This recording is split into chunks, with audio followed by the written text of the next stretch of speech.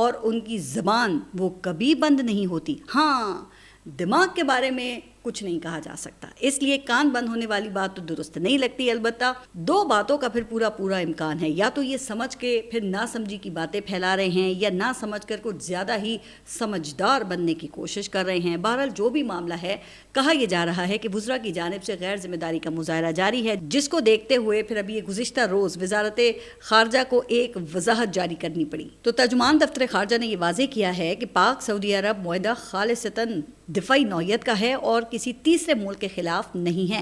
اور دفتر خارجہ نے دیکھیں وہی تناظر پیش کیا ہے جو میں نے ابھی گزشتہ روز آپ کو بتایا تھا کہ یہ دفاعی تعاون 60 کی دہائی سے چلا آ رہا ہے، جس کو موجودہ قیادت مزید آگے لے کے جانے کا عزم رکھتی ہے. اب مجھے نہیں پتا کہ وہ کس قیادت کی بات کر رہے ہیں اور اس قیادت کے کیا پھر اسٹریٹجک ٹارگٹس ہیں، لیکن سیاسی قیادت اس سے یہ جس قسم کے سیاسی مقاصد حاصل کرنے میں لگی ہوئی ہے نا، اس سے عوام میں یہ جو دفاعی معاہدہ ہے اس کے حوالے سے پھر غلط فہمیاں پھیلنے کا خدشہ ہے. جیسے کہ مریم نواز کا کہنا یہ ہے کہ اڈیالہ میں موجود شخص کو سمجھ نہیں آ رہی کہ پاکستان اب آگے بڑھ گیا ہے اور اب وہ قصہ درینہ بن چکے ہیں. پھر انہوں نے مزید کہا کہ شہباز شریف کی تذلیل کرنے کی کوشش کی گئی، لیکن آج سعودی عرب میں جو عزت ملی وہ دنیا دیکھتی رہ گئی. اچھا، یہ سن کر مجھے شوق لگا ایک کہ یہ مریم نواز نے کیا کہہ دیا ہے. شوق کیوں لگا یہ میں ابھی آپ کو ذرا اس کی وجہ بتاتی ہوں، لیکن ذرا پہلے ان کے یہ دفاعی معاہدے کے پولیٹیکل مائلیج لینے کی بات کر لیتے ہیں. شاید مریم نواز عوام کو یہ باور کرانا چاہتی ہیں کہ شہباز شریف کو اندرونی قوتوں کے ساتھ ساتھ جو بیرونی طاقتیں ہیں ان کی بھی قبولیت حاصل ہے، لہٰذا عمران خان کا اب کوئی چانس نہیں بنتا. اس لیے آپ بھی جناب اس طرف دیکھنا بند کر دیں. ویسے اس بات میں تو پہلے بھی کسی کو کوئی شک نہیں ہے، اگر شہباز شریف کو عالمی طاقتوں کی قبولیت نہ ملتی تو کیا کامن ویلتھ وہ الیکشن رپورٹ چھپاتا، یا صدر ٹرمپ پالیسی یو ٹرن لیتے، یا پھر عالمی ادارے ان کی حکومت کو قرضے دیتے. لیکن جناب اس عالمی قبولیت کی بنیاد پر عوامی قبولیت وہ تو حاصل نہیں کی جا سکتی.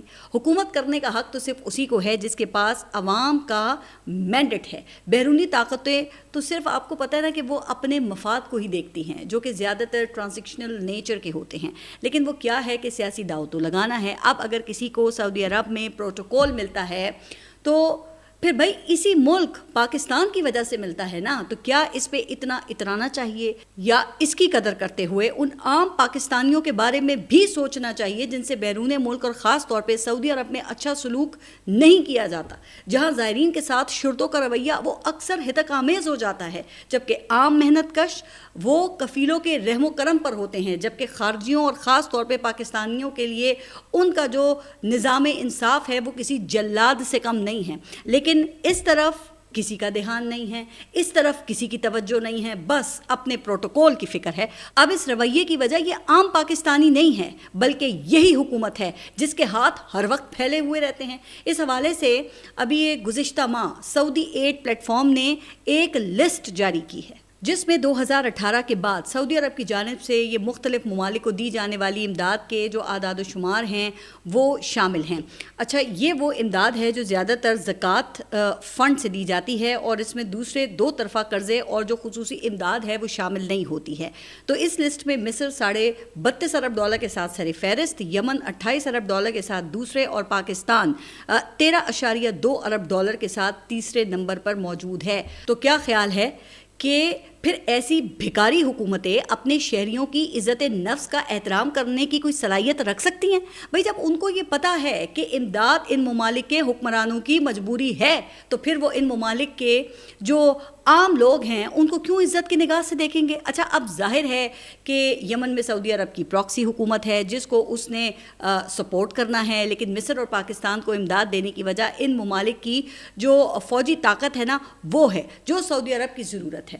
تو اب ایک طرف حکمرانوں کی مجبوری ہے اور دوسری طرف حکمرانوں کی ضرورت. جب اوپر کی سطح پر مجبوریاں اور ضرورتیں ٹریڈ ہو جائیں تو پھر عوام کو کس نے عزت دینی ہے؟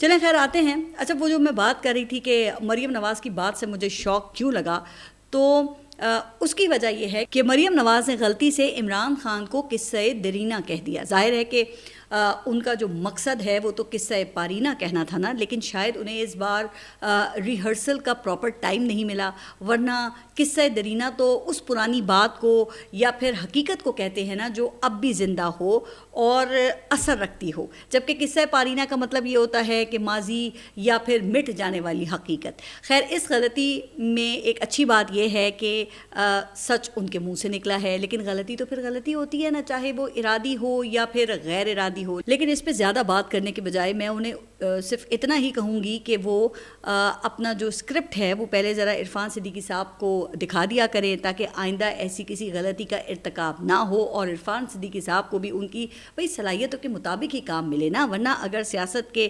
شوقین زبان پر طبع آزمائی کرنے لگیں اور وہ زبان و بیان کے ماہر جو ہیں وہ پھر کسی سیاسی پیش گوئیوں میں لگ جائیں تو پھر کوئی کام بھی ٹھیک نہیں ہوتا۔ جیسا کہ اب عرفان صدیقی صاحب یہ کہہ رہے ہیں کہ حالات کی رفتار بتا رہی ہے کہ کچھ عرصے میں پاکستان تحریک انصاف پارلیمنٹ اور کچھ جج عدلیہ سے باہمی مفاد کی خاطر مستعفی ہو جائیں گے، یعنی کہ بیک وقت ریاست کے 2 ایوانوں سے وہ کہہ رہے ہیں کہ استعفے آئیں گے۔ اب عرفان صدیقی صاحب کی اس بات کا کیا پس منظر ہے، اس پر میں حقائق کی روشنی پر بات کروں گی۔ چونکہ ان کا اپنا تعلق بھی ادب سے ہی ہے تو اس لیے مجھے اس سے ایک اور وہ ادبی لطیفہ یاد آ گیا، اور اس کے مرکزی کردار بھی جوش صاحب ہی ہیں۔ کہتے ہیں کہ ایک مولانا کے جوش صاحب کے ساتھ اچھے تعلقات تھے، جو کئی روز کی وہ غیر حاضری کے بعد جوش صاحب سے ملنے آئے تو جوش صاحب نے وجہ پوچھی، مولانا بتانے لگے کہ کیا بتاؤں، پہلے ایک گردے میں پتھری تھی میرے، اس کا آپریشن کرایا، اب دوسرے گردے میں پتھری ہے۔ جس پر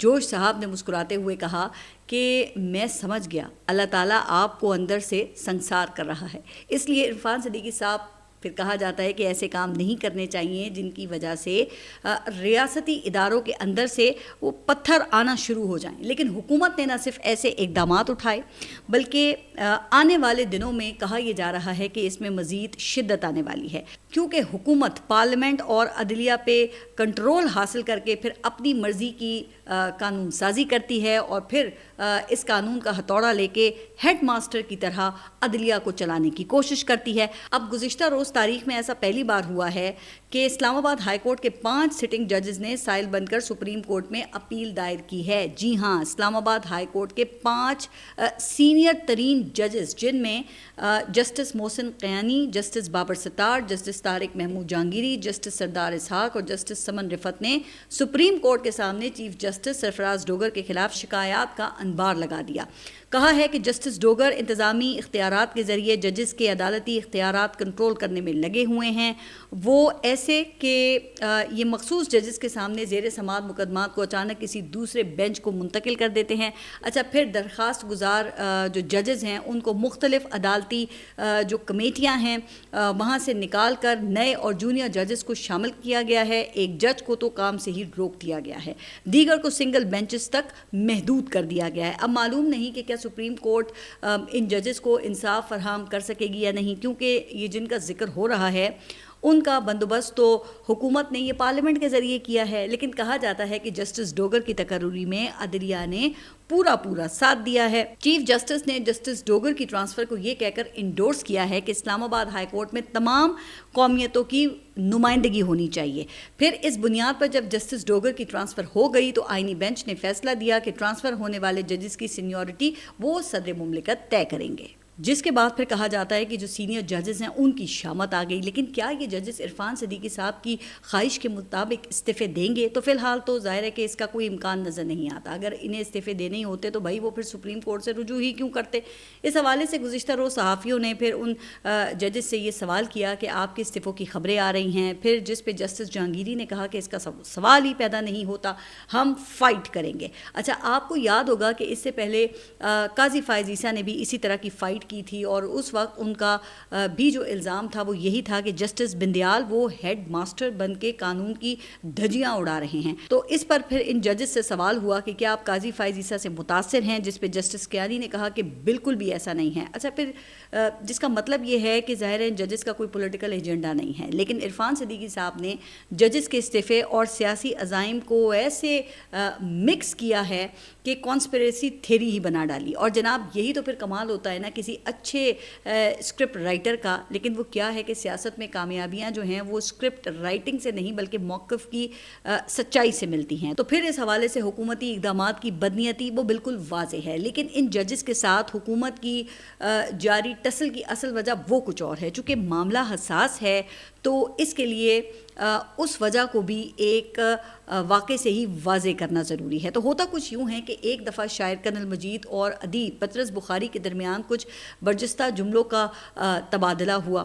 اچھا، کنل مجید نے پطرس بخاری سے کہا کہ اگر اس بار آپ اپنے مضامین کا مجموعہ چھپوائیں تو اس کا نام صحیح بخاری رکھیں، جس پر پطرس بخاری نے برجستہ جواب دیا اور کہا کہ اگر آپ اپنی نظموں کا مجموعہ چھپوائیں تو اس کا نام کلام مجید رکھیں. اب ان ججز اور حکومت کے درمیان تناؤ کی وجہ بھی یہ شاعر اور ادیب والی نوک جھونک ہی لگتی ہے. مثال کے طور پہ ابھی یہ کوئی 3-4 دن پہلے کی ہی بات ہے، آپ کو یاد ہوگا کہ جسٹس بابر ستار نے جو پی ٹی اے کے چیئرمین ہیں میجر جنرل ریٹائرڈ حفیظ الرحمان، ان کو عہدے سے ہٹانے کا حکم دیا تھا. اب اس حکم کے یہ 2 دن کے بعد ہی جونیئر ججز پر مشتمل ہائی کورٹ کے ڈویژن بینچ نے اس فیصلے کو معطل کرتے ہوئے چیئرمین پی ٹی اے کو عہدے پر بحال کر دیا. لیکن جناب یہاں پر معاملہ ختم نہیں ہوا. اب شاعر اور ادیب دونوں میں سے کوئی بھی یہاں پیچھے ہٹنے کو تیار نہیں ہے. دونوں ایک دوسرے پر اپنے فیصلوں کو آسمانی صحیفہ قرار دے کر نافذ کرنے پر تلے ہوئے ہیں، جس کا سب سے زیادہ جو نقصان ہے وہ ظاہر ہے کہ پھر عدلیہ کو اٹھانا پڑتا ہے. اور کہا یہ جا رہا ہے کہ عدلیہ کی ساکھ جناب وہ تو تباہ ہو کر رہ گئی ہے، جبکہ حکومتی اداروں کی کارکردگی پہلے سے ہی وہ الا ماشاء اللہ ہے، جسے نظام کی لڑائی نے زمیں بوس کر دیا ہے. اب آپ ذرا یہ پی ٹی اے کی مثال ہی لے لینا. اب یہ آئے روز جو ملک میں انٹرنیٹ کی بندش اور انٹرنیٹ کی سپیڈ سلو ہونے کے مسائل درپیش آ رہے ہیں، تو کبھی یہ کہا جاتا ہے کہ یہ جدہ کے قریب گہرے سمندر میں سب میرین کیبل کٹ گئی ہے. اچھا، پھر کبھی یہ کہا جاتا ہے کہ اسے شارک مچھلیوں نے کھا لیا ہے، لیکن اس کا متبادل حل وہ نہیں نکالا جاتا، جس سے پھر ظاہر ہے کہ یہی تاثر پھیلے گا نا کہ حکومت خود انٹرنیٹ کو سلو ڈاؤن کرنا چاہتی ہے. اب آپ ذرا یہ اندازہ کریں کہ یہ کم از کم 5 بڑی کمپنیاں پاکستان میں سیٹلائٹ انٹرنیٹ سروسز شروع کرنے میں دلچسپی رکھتی ہیں، اور جن میں وہ ایلون مسک کی اسٹار لنک بھی شامل ہے. لیکن سرخ فیتہ جو ہے نا وہ پھر اس میں رکاوٹ بن گیا ہے. اب پی ٹی اے نے یہ ڈرافٹ پالیسی تیار کر لی ہے، لیکن اس کی منظوری کے لیے جو چیئرمین صاحب ہیں ان کے دستخط کی ضرورت ہے، جن کے بارے میں پھر یہ کہا جاتا ہے کہ اس وقت ان کی جو توجہ ہے وہ اپنے کیسز پر مرکوز ہے. جبکہ جو یہ اسپیس ایکٹیویٹی ریگولیٹری بورڈ نے ابھی تک کمپنیوں کی رجسٹریشن ہی مکمل نہیں کی ہے، جس کے بغیر وہ کام شروع نہیں کر سکتی ہیں. اب نتیجہ یہ ہے کہ کروڑوں ڈالر کی سرمایہ کاری رک گئی ہے. اس کے ساتھ ساتھ ملک میں تیز ترین انٹرنیٹ اور ڈیجیٹلائزیشن کا عمل وہ بھی سست روی کا شکار ہو گیا ہے. اب ایک طرف یہ سب مرین انٹرنیٹ کے پیچھے سمندر کی جو شارک مچھلیاں ہیں وہ پڑ گئی ہیں، اور دوسری طرف سرکاری اداروں میں بیٹھے ہوئے سفید ہاتھی وہ سیٹلائٹ انٹرنیٹ کی فائل پر بیٹھ گئے ہیں، جس سے اب ان کو اللہ ہی اٹھائے تو اٹھائے، ورنہ حکومت کا تو کوئی کنٹرول وہ نظر نہیں آتا ہے. حالانکہ وہ جو آئی ٹی کی وزیر ہیں انہوں نے رواں سال نومبر میں سیٹلائٹ انٹرنیٹ سروسز شروع کرنے کا دعویٰ کیا تھا. بہرحال جناب اب دیکھ لیں کہ یہ ہیں حالات نظام کے اور حکومت کے. اچھا، آخر میں ذرا کچھ بات اب کرکٹ پہ کرنا چاہ رہی ہوں. کل ایشیا کپ میں دوسری بار پاکستان اور انڈیا جو ہے وہ ایک دوسرے کے آمنے سامنے ہوں گے. پہلے میچ میں ہونے والے واقعے پر اگرچہ میچ ریفری نے معذرت کر لی تھی، لیکن انڈیا وہ اب بھی اپنی بے شرمی اور جو ان کی ڈھٹائی ہے نا اس پہ ڈٹا ہوا ہے. اب انڈین میڈیا کے مطابق کل کے میچ میں بھی انڈین ٹیم نو ہینڈ شیک پالیسی کو جاری رکھے گی، لیکن آپ انڈیا کے زیر کنٹرول آئی سی سی کی ڈھٹائی بھی دیکھیں کہ اس نے ریفری کی معذرت والے واقعے پر بھی الٹا پاکستان کرکٹ بورڈ کو مس کنڈکٹ کا ذمہ دار قرار دیا ہے. تو وہ کہتے ہیں کہ پلے ایریا میں فون لے جانے سے منع کرنے کے باوجود پاکستان کے میڈیا مینیجر نے معافی والی میٹنگ کی فوٹیج کیوں بنائی. اب کوئی ذرا ان سے یہ تو پوچھے کہ یہ جو انڈیا نے کیا تھا اس کی اجازت کس قانون کے تحت انڈیا کو دی گئی تھی. مگر چلیں ان تمام ڈیولپمنٹس کا تعلق جو ہے وہ آف دی گراؤنڈ معاملات سے ہے، جہاں پہ ظاہر ہے کہ اس وقت انڈیا کا کنٹرول ہے، لیکن آن دی گراؤنڈ تو ٹیم کے ہاتھ پاؤں بھائی وہ تو کسی نے نہیں باندھے نا کہ وہ اپنی کارکردگی سے ہر سازش کا بڑے اچھے طریقے سے جواب دے سکے. لیکن کیا ہے کہ اس کے لیے پھر وہ سکلز لیول کو بڑھانا پڑے گا جو بڑے حریفوں کے وہ قریب بھی نہیں ہیں. اب کچھ عرصے پہلے بابر اعظم اور محمد رضوان کو آپ کو یاد ہے نا کہ یہ کہہ کر T20 ٹیم سے نکالا گیا تھا کہ ان کا جو اسٹرائک ریٹ ہے وہ کم تھا، جس کی وجہ سے بڑی ٹیموں کے خلاف کوئی 160 یا 170 سے زیادہ سکور بنانا اکثر پھر مشکل ہو جاتا تھا. لیکن جناب ان کو نکال کر سرجری کے نام پر یہ جن نئے پلیئرز کو موقع دیا گیا ہے یا اس وقت کھلایا جا رہا ہے، انہیں تو وہ عمان اور UAE جیسی ٹیموں کے خلاف بھی وہ ٹوٹل کوئی 150 رنز بنانے میں بڑی مشکلات پیش آ رہی ہیں. تو کہاں آپ پھر ان سے یہ کوئی بڑی ٹیموں کے خلاف پرفارمنس دکھانے کی توقع کر رہے ہیں؟ اب ظاہر ہے کہ اس میں سارا جو قصور ہے وہ پلیئرز کا نہیں ہے. انہیں سلیکٹ تو PCB نے کیا ہے، تو کیا PCB کو ان کی صلاحیتوں کا اندازہ نہیں تھا؟ اچھا، پھر یہ کہا جاتا ہے کہ ملک میں T20 کا بھائی یہی بیسٹ ٹیلنٹ ہے. ارے بھائی ایسا ہے تو پھر PCB پر فاتحہ پڑھ لینی چاہیے، کیونکہ جب یہ T20 کا آغاز ہوا تھا نا تو پاکستانی